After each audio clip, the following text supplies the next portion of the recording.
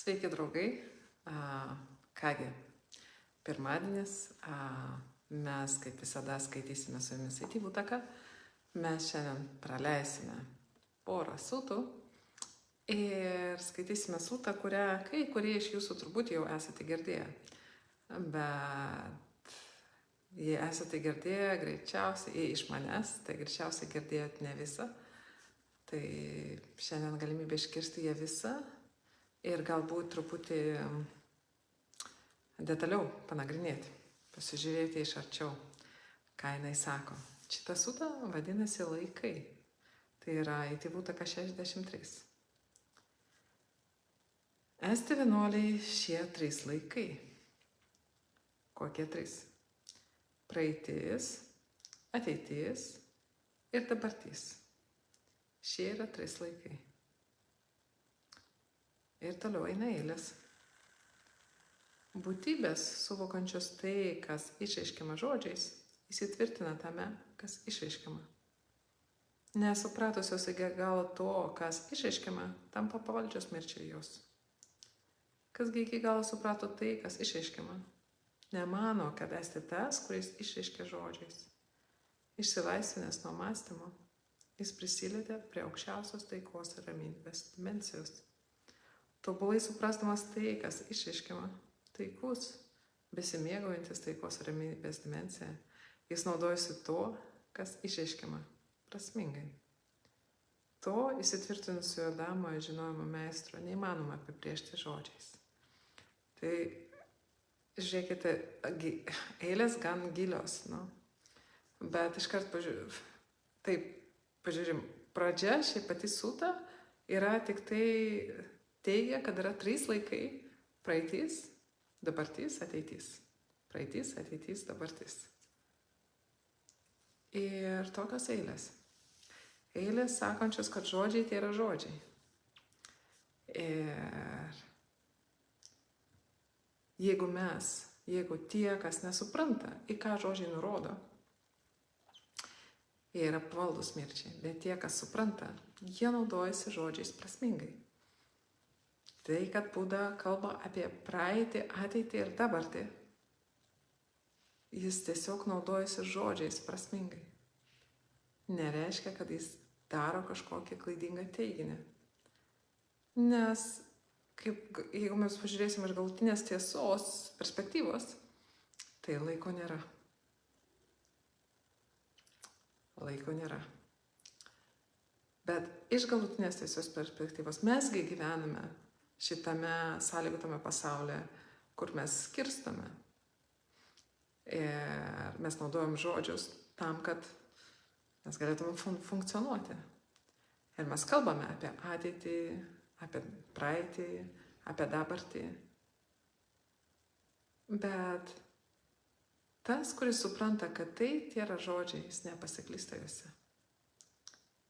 Jis tiesiog naudoja tai pagal paskirtį, tam, kad funkcionuoti. Nagi, pažvelkime dabar arčiau į tas eilės. Būtybės suvokiančios tai, kas išreiškiama žodžiais, įsitvirtina tame, kas išreiškiama. Tai reiškia, nesupratusios iki galo to, kas išreiškiama, tampa pavaldžios mirčiai. Mes girdim, mes suvokiam, iš tiesų mes atpažįstam, gal greičiau, atpažįstam tai, kas sakoma, ir mes įsitvirtinam, mes fiksuojamės. Mes tikrai manom, kad yra taip.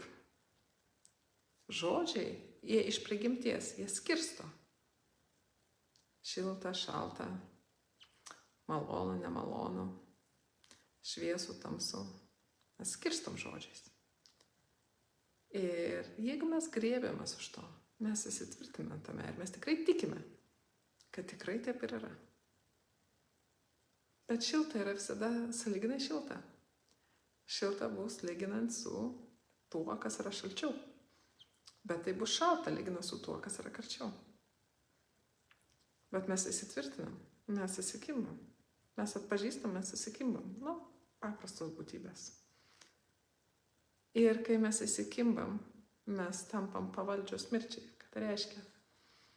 Mes tikime tai žodžiais, mes tikime gimimu, mes tikime mirtimi, mes tikime tuo, kad yra praeitis, ateitis, dabartis. Kai yra ateitis, praeitis, dabartis, yra gimimas, yra mirtis. Mes tikime to.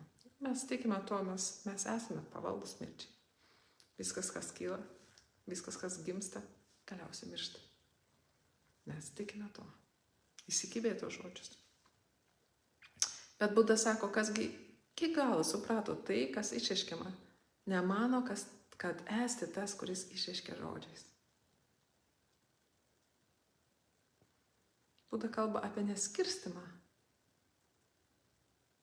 į to, kas mąsto, apie ką mąsto. Kalba, kad kai yra aiškus matymas tikrovės, nebėra skirstimo, nėra skirstimo. Yra viena tikrovė.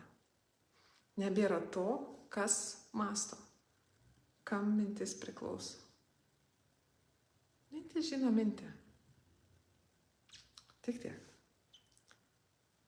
Ir taip jis išsilaisvina iš mąstymo. Ta prasme, kad ta mintis niekam nepriklauso. Nėra mąstytojo. Yra tik tai kylančios ir nykstančios mintis. Ir jis prisilietė prie aukščiausios taikos ir ramybės dimensijos, nes nebėra įsikibimo.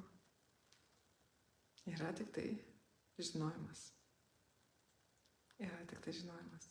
Nėra įsikibimo. Tai žinojimas yra aukščiausia taika. Be jokios įtampos. Be jokio laikymosi, be jokio grįpimosi. Tobulai suprasdamas tai, kas išreiškima taikus, besimėgautis taikos ir ramybės dimensiją, jis naudojasi to, kas išreiškima prasmingai. To įsitvirtinusio Adamo žinojimo meistrų neįmanoma apibrėžti žodžiais. Nes ką tu galėtum pasakyti apie tokį, kuris nesigreba, kuris neapibrėžia savęs žodžiais, kuris nemano, kad yra kažkas ten, toj galvoj, kas mąsto. Yra kažkas ten, kažkur šitam kūne, kas kažką patiria. Išskyrus tiesiog sąmonės, iš kurios viskas kyla, į kurią viskas sugrįžta. Vienos sąmonės, iš kurios kyla formos ir į kurią sugrįžta formos. Tik tiek. Tos formos nėra nei geros, nei blogos. Nei juodos, nei baltos. Jos tai yra formos, kurios gimsta ir miršta. Bet tas žinojimas, ta sąmonė nėra niekaip paveikta tų formų. Tiesiog spindi žinojimo, žinodama formas, žinodama save per tas formas. Tai tobula ramybė. Visiškas išsilaisvinimas. Ir kaip tai galima būtų apibūdinti, kokiu žodžiu.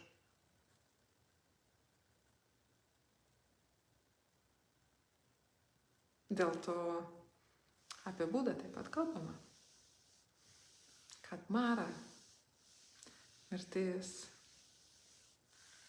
negali jo rasti, negali jo pagriebti. Mara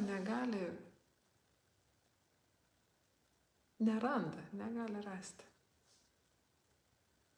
Nes tokia būtybė nepalieka pas savęs pėdsako. Kaip dangus nepalieka pėdsako. Kaip paukštis nepalieka pėdsako, skrisdamas dangumi. Tai apie ką šitą sutą? Apie tai, kad mes turėtume suprasti, kad žodžiai tai yra žodžiai. Ir nepasiklysti juose. Nesiginčyti dėl žodžių. žvelgti, kas už žodžio, kas už minties, iš kur ta mintis, į kur jinai grįžta, kas tai. Nesikabinti už jos, nesikabinti už žodžio. Bet tuo pat metu mes visiškai galime tai žodžiais naudotis. Mes turime aišku supratimą. Jeigu to supratimo nėra, mes gimstame, mes mirštame. Ir mes gimsime ir mirsime. Tai paleisti tą kabinimąsi. Žvelgti kiaurai už žodžių. Pamatyti, iš kur jos kyla. Tie žodžiai, iš kur jie kyla, kur jie sugrįžta.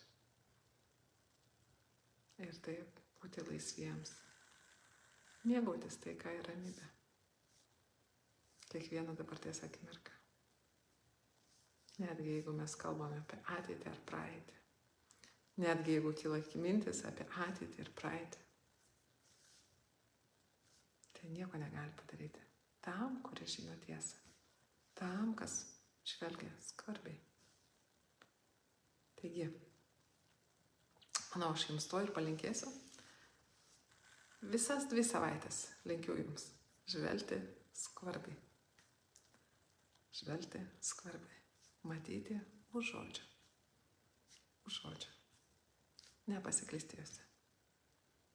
Linkiu jums negimti ir nemirti. Ir bus 1 savaitės pertrauka. Mes pasimatysime su jumis už 2 savaičių. Gerų savaičių.